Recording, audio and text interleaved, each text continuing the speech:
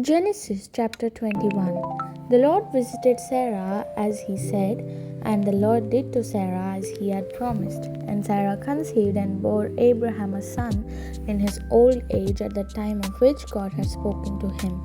Abraham called the name of his son who was born to him, whom Sarah bore him, Isaac. And Abraham circumcised his son Isaac when he was 8 days old, as God had commanded him. Abraham was 100 years old when his son Isaac was born to him. And Sarah said, God has made laughter for me. Everyone who hears will laugh over me. And she said, who would have said to Abraham that Sarah would nurse children? Yet I have bore him a son in his old age. And the child grew and was weaned, and Abraham made a great feast on the day that Isaac was weaned. But Sarah saw the son of Hagar the Egyptian, whom she had bore to Abraham, laughing. So she said to Abraham, cast out this slave woman with her son, for the son of this slave woman shall not be heir with my son Isaac. And that thing was very displeasing to Abraham on account of his son.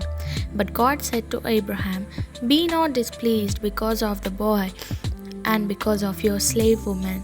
Whatever Sarah says to you, do as she tells you, for through Isaac shall your offspring be named. And I will make a nation of the son of the slave woman also, because he is your offspring. So Abraham rose early in the morning and took bread and a skin of water and gave it to Hagar, putting it on her shoulder along with the child, and sent her away. And she departed and wandered in the wilderness of Beersheba. When the water in the skin was gone, she put the child under one of the bushes. Then she went and sat down opposite him, a good way off, about the distance of a bow shot, for she said, let me not look on the death of the child. And as she sat opposite him, she lifted up her voice and wept. And God heard the voice of the boy, and the angel of the Lord called to Hagar from heaven and said to her, what troubles you, Hagar? Fear not, for the Lord has heard the voice of the boy where he is. Up, lift up the boy and hold him fast with your hand, for I will make him into a great nation. Then God opened her eyes, and she saw a well of water, and she went and filled the skin with water and gave the boy a drink. And God was with the boy, and he grew up. He lived in the wilderness and became an expert with the bow.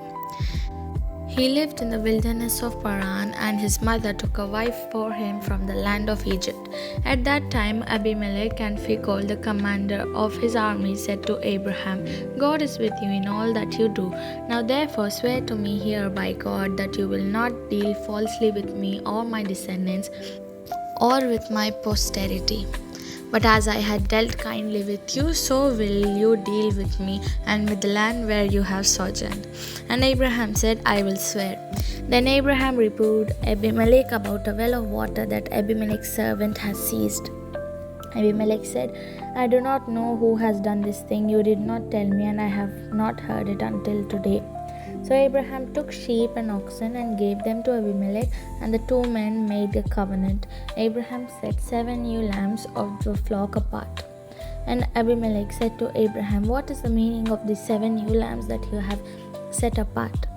He said, these 7 ewe lambs you will take from my hand, that this may be a witness for me that I dug this well. Therefore that place was called Beersheba, because there both of them swore an oath. So they made a covenant at Beersheba. Then Abimelech and Phicol, the commander of his army, rose up and returned to the land of the Philistines. Abraham planted a tamarisk tree in Beersheba and called there on the name of the Lord, the everlasting God. And Abraham sojourned many days in the land of Philistines.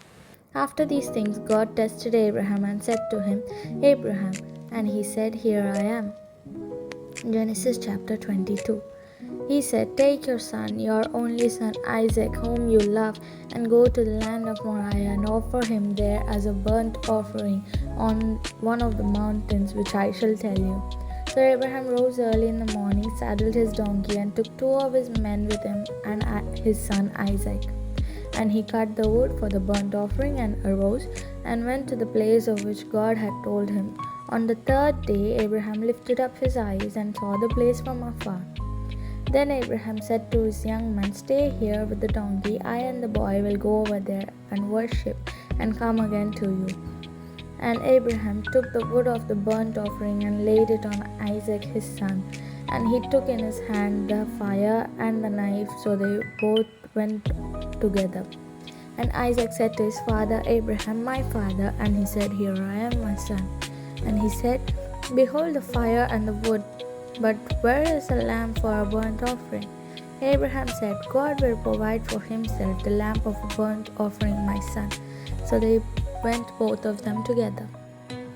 When they came to a place of which God had told him, Abraham built the altar there and laid the wood in order, and bound Isaac his son and laid him on the altar on top of the wood. Then Abraham reached out his hand and took the knife to slaughter his son.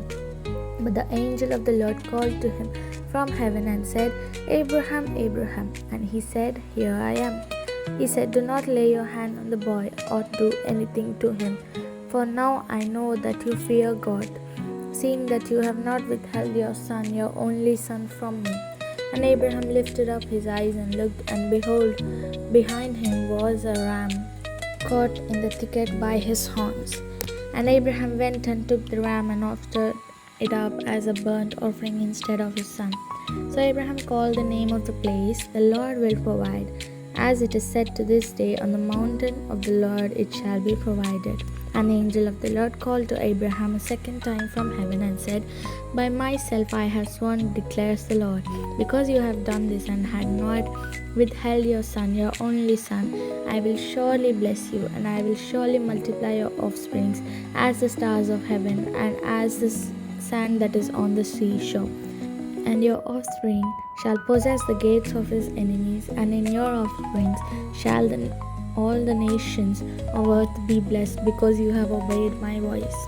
So Abraham returned to his young men, and they arose and went together to Beersheba. And Abraham lived at Beersheba. Now after these things it was told to Abraham, "Behold, Milcah also had borne children to your brother Nahor, Uz his firstborn, Buz his brother, Kemuel the father of Aram, Chesed, Hazo, Pildash, Jidlaph, and Bethuel. Bethuel fathered Rebekah. These 8 Milcah bore to Nahor, Abraham's brother. Moreover, his concubine, whose name was Ruamah, bore Teba, Gahama, Tahash, and Maachah. Genesis chapter 23. Sarah lived 127 years. These were the years of the life of Sarah. And Sarah died at Kiriath Arba, that is Hebron, in the land of Canaan. And Abraham went in to mourn for Sarah and to weep for her.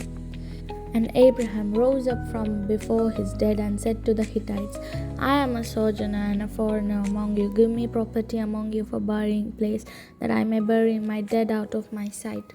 The Hittite answered Abraham, "Hear us, my lord, you are the prince of God among us. Bury your dead in the choicest of your tombs. None of us will withhold from you his tomb to hinder you from burying your dead." Abraham rose and bowed down to the Hittites and the people of the land. And he said to them, "If you are willing that I should bury my dead out of my sight, hear me and entreat for me Ephron the son of Zohar, that he may give me the cave of Machpelah, which he owns. It is at the end of his field. For the full price let him give it to me in your presence as a property for a burying place." Now Ephron was sitting among the Hittites, and Ephron the Hittite answered Abraham in the hearing of the Hittites of all who went in at the gate of his city, "No, my lord, hear me. I give you the field, and I give you the cave that is in it. In the sight of the sons of my people, I give it to you. Bury your dead."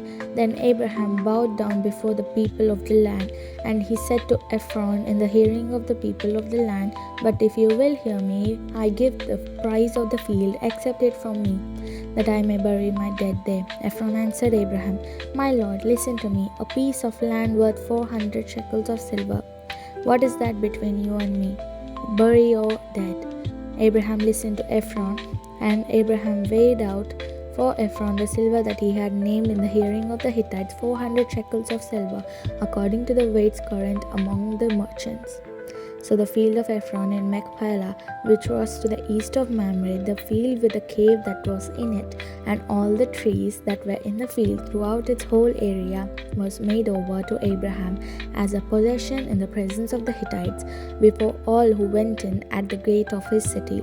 After this, Abraham buried Sarah his wife in the cave of the field of Machpelah, east of Mamre, that is Hebron, in the land of Canaan. The field and the cave that is in it were made over to Abraham as property for a burying place by the Hittites.